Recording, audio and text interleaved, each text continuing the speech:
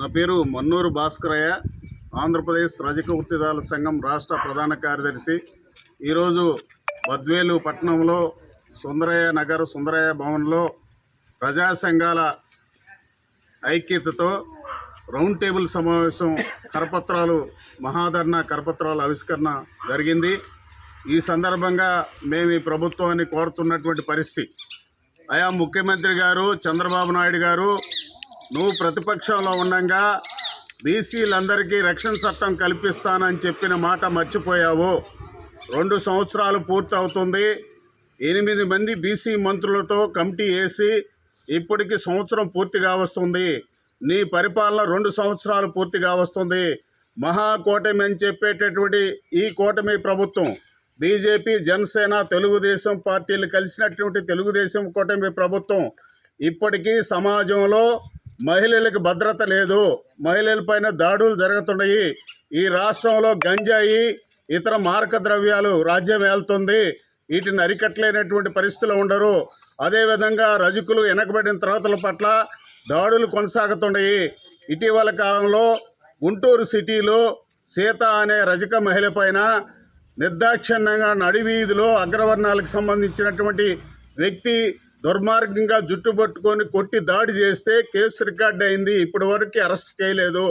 అదేవిధంగా బొట్లగూడూరులో చీమలదిని మహర్షి అనే కుర్రోడు, ఆటో తోలే డ్రైవరు రజక కుర్రోడు, ఆటో తగిలిందనే నెపంతో 4 గంటల పాటు స్తంభానికి కట్టేసి బట్టలెప్పి దుర్మార్గంగా కొట్టినటువంటి ఘటన ఈ ముఖ్యమంత్రికి కానీ హోంమంత్రికి కానీ అవపడలేదా?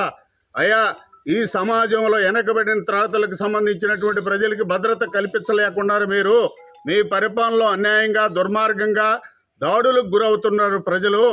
అందుకు మేము కోరుతున్నాం, ఆంధ్రప్రదేశ్ రజక వృత్తిదారుల సంఘం వెనకబడిన తరగతులకు సంబంధించినటువంటి అనేక చేతి వృత్తి రంగాలకు సంబంధించినటువంటి సంఘాలు మేము కోరుతున్నటువంటి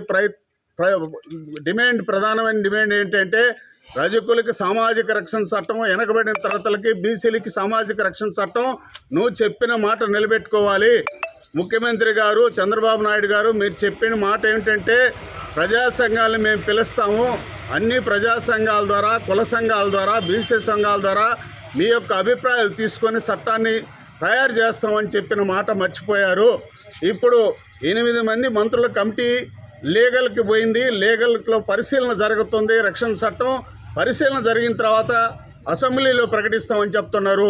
మరి ఎవరితో చర్చించకుండా ఒక గుడ్డి జీవో తీసుకొచ్చి బీసీలని, వెనకబడిన తరగతుల ప్రజల్ని నమ్మించేదానికోసం మీరు ఏమన్నా మోసం చేస్తున్నారా?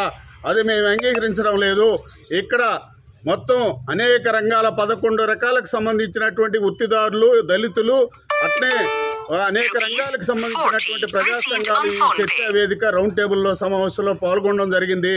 మేము అడుగుతున్నాం, ఈరోజు రక్షణ చట్టం విషయంలో కానీ, రజక కార్పొరేషన్కి కనీసం 1,000 కోట్ల నిధులు బడ్జెట్ కానీ, 50 సంవత్సరాల పెన్షన్ కానీ, జీవో నంబర్ 27 ప్రకారం వివిధ డిపార్ట్మెంట్లో ఉన్నటువంటి దోబీ పోస్టులు భర్తీ చేయడం కానీ, ఇవన్నీ మీరు చేయాలి. చేయకుంటే ఖచ్చితంగా ప్రజలు చైతన్యవంతులు అవుతున్నారు.